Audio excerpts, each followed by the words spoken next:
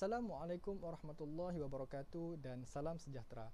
Yang dihormati Puan Nurul Atikah, Mat Syuhada, pensyarah bagi subjek komunikasi lisan dalam bahasa Melayu dan para pelajar yang dikasihi sekalian. Terlebih dahulu, saya ingin merakamkan ucapan terima kasih kepada Puan Nurul Atikah, Mat Syuhada kerana mengizinkan saya menyampaikan ucapan yang bertajuk Kesan Buruk Rasuah Terhadap Negara. Sejak belakangan ini, kita sering disogokkan dengan berita menggemparkan yang membabitkan pegawai kerajaan. Yang terbaru, berita tentang penahanan 5 anggota polis termasuk seorang berpangkat inspektor yang didakwa di mahkamah di Sabah pada 15 Oktober 2021 kerana menerima rasuah berkaitan kes dadah.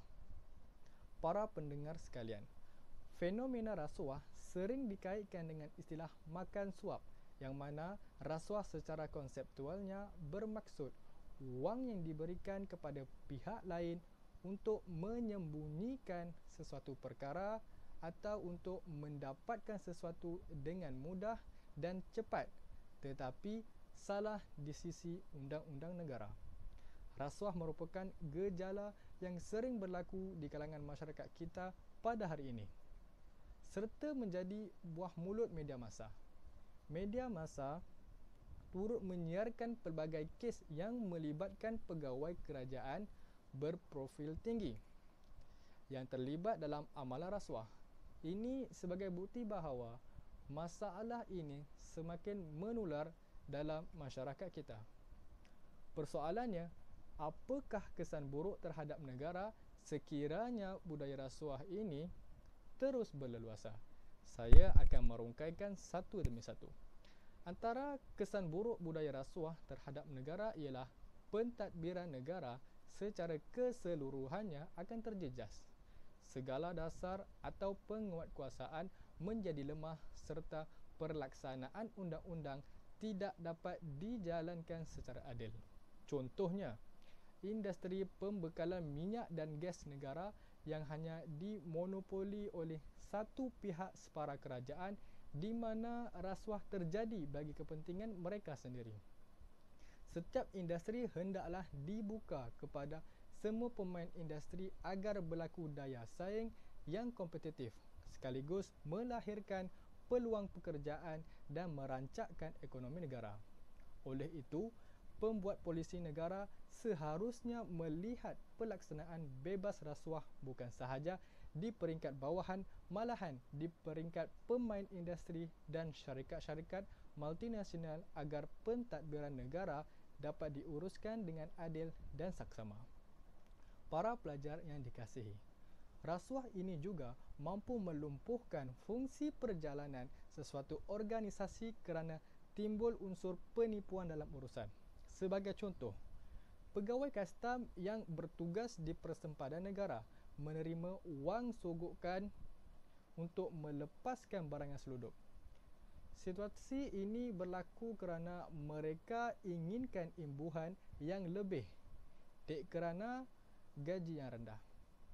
Maka kita boleh lihat bahawa organisasi yang sepatutnya menghalang barangan selundup ini telah merugikan negara kerana ia terlepas daripada terkena cukai yang menjadi sumber pendapatan negara. Perkara ini telah jelas bahawa pegawai itu telah diberi tanggungjawab dalam melaksanakan amanah tersebut. Tetapi amanah tersebut telah dikhianati.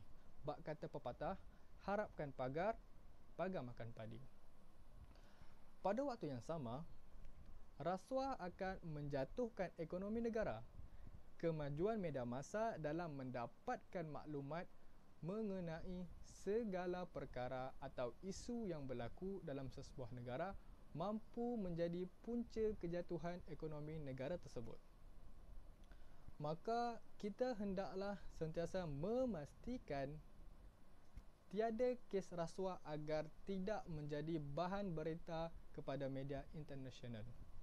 Sekiranya kita terpalit dengan isu rasuah, pelabur-pelabur asing akan tidak berminat dengan negara kita kerana mereka tidak percaya akan sistem pentadbiran kita.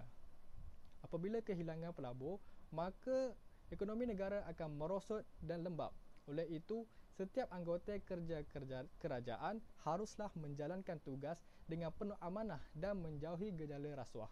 Akhir kata, saya ingin mengucapkan bahawa rasuah diibaratkan sebagai anai-anai yang boleh menumbangkan sebuah bangunan kerana kerjanya tidak nyata tetapi mampu melumpuhkan sebuah negara. Saya juga berharap SPRM dapat menyusun inisiatif dalam mencapai sifar kes rasuah di negara kita.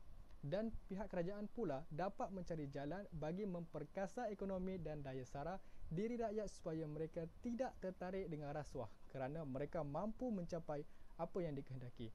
Di kesempatan ini juga saya memohon berbanyak kemaafan sekiranya terdapat keterlanjuran kata sepanjang saya berucap. Sekian, terima kasih.